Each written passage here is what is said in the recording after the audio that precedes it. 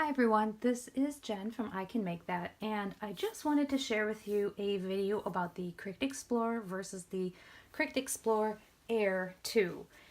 A lot of people have videos out there showing their own opinions on what's better about which machine, and for a very long time I have put off buying a new machine just because I just didn't see the point, and so I thought I would give some information about what I think about the two machines.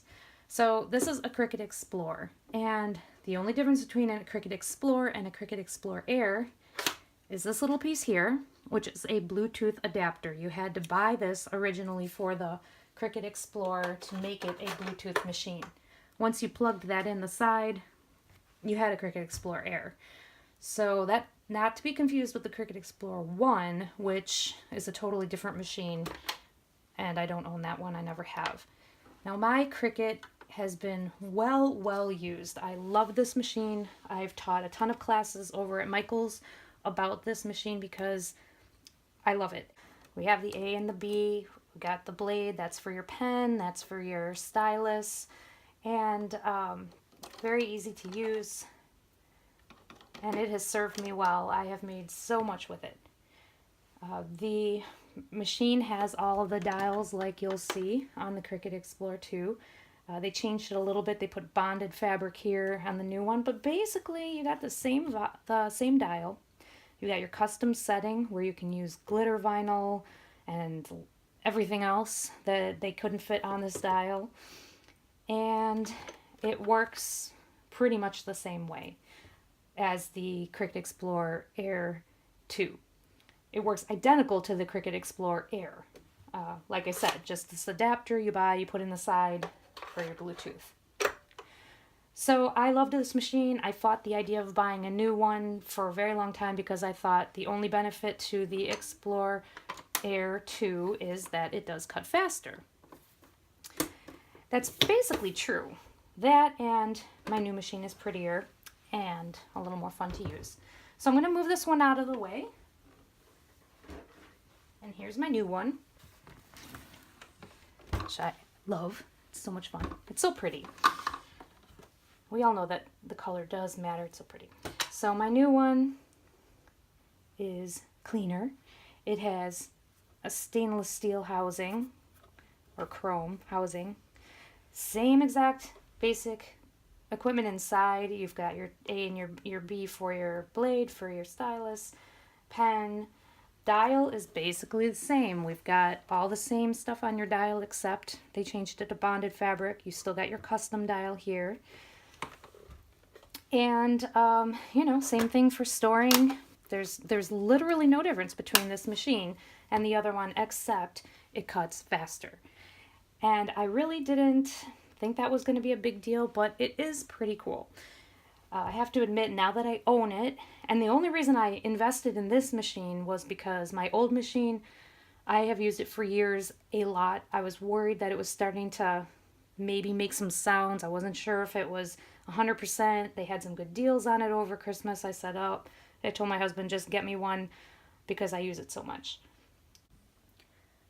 So I want to give you an idea of how this cuts versus the old one. At least I'll show you what fast mode looks like instead of slow mode.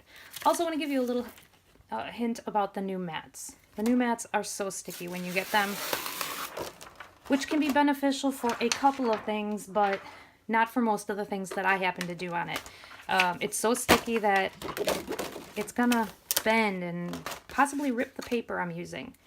I've heard a lot of different things people have done, and basically you've gotta unstick this mat some before you start using it. You can take a piece of cardstock and go over it a bunch of times just to try to pull some of the stickiness off. You can put it on a couch. You can take a t-shirt and put a t-shirt on it and just dab it a bunch of times to get it a little less sticky. But the idea is it's too sticky when you first get it off the package and you don't want to rip everything you're trying to work on. Now, one of the benefits to getting a new machine is that they give you some Cricut access with it, depending on which one you buy. I happened to buy the bundle that they had over at Joann's simply because I wanted this color. And it came with 3 months of Cricut Access. I don't normally pay for Cricut Access because I am a very long time Cricut user, which means I already owned 50 some cartridges. And when I loaded all those cartridges into my account, I had a lot of images, and I don't feel like I get enough out of my monthly membership. But since I have it for free right now, I'm going to use something off of it. So they have a horse card on there that looks fun. I'm going to try making. So for this card, they want me to put the stylus in as well. I'm going to hold this and put it until I hear it click. I know it's in then. And I already loaded my paper, so it's ready to go. Now this is a regular cut. This is not on high speed, and it'll give you an idea.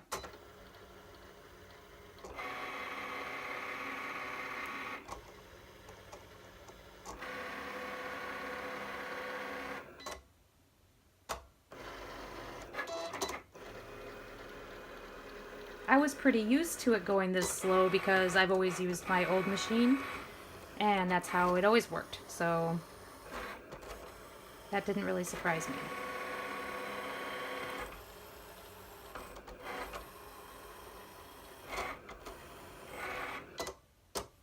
And that's done. When you're peeling off of your brand new mat and it's still really sticky, peel the mat back, not the paper. Otherwise, you'll have very curly paper. So I'm going to peel this mat back, and at least my paper won't completely be destroyed. Oh, and you know what else would help a lot is if I didn't have that on the vinyl setting, which I did from something I cut earlier today. So it didn't cut all the way through, but it still lets you see what the speed does. Now I have an option to use fast mode on the computer software. And now you can see the difference in speed.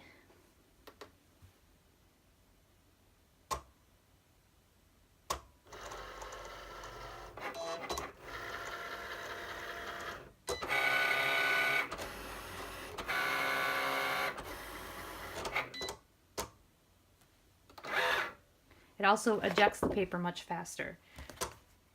Now for this last cut, I'm going to use an older mat. Actually, this mat is really new.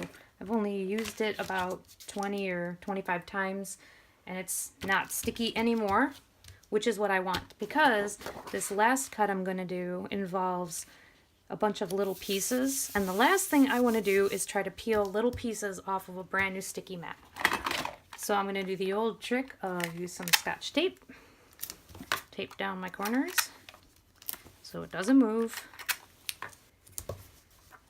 This particular one wants the stylus tool in, so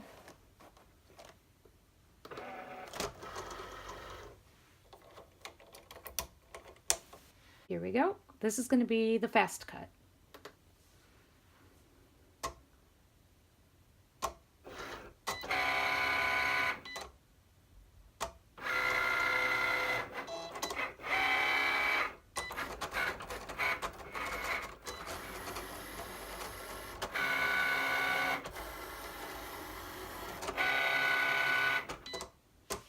And voila.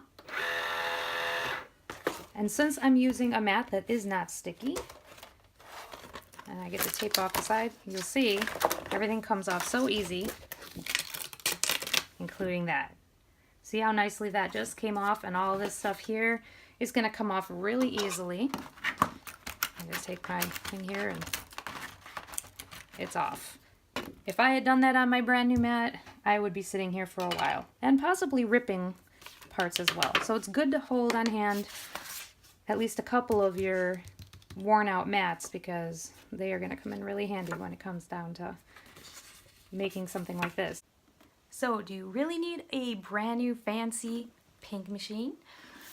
I guess that depends what you're using it for. If your plan is to make a lot of different projects in a row, and you're going to be working constantly on peeling apart and putting in new mats, maybe you don't need a brand new machine. Maybe you can go with a slower one. You can get one on eBay that's a little bit cheaper. I say that because you can pick up the old machines like the one I probably will put on eBay for $100 or so. And the nice thing is that with the other machines, you're getting a great quality machine that will cut things fast. But the new machine is faster. So if what you want to do is play with all of the new and free projects that Cricut has to offer, if you want to cut greeting cards quickly, if your plan is not to layer tons and tons of things at once, but maybe just make something quick here and there, it can be worth it to have something that will cut a lot faster. I know that I spend a lot of time peeling each layer off one at a time, and that takes me a while, so my machine will be sitting there waiting for me to load my next mat while I'm peeling apart mat after mat. But if that's not how you work, then the faster machine definitely might be worth it. Thanks for watching.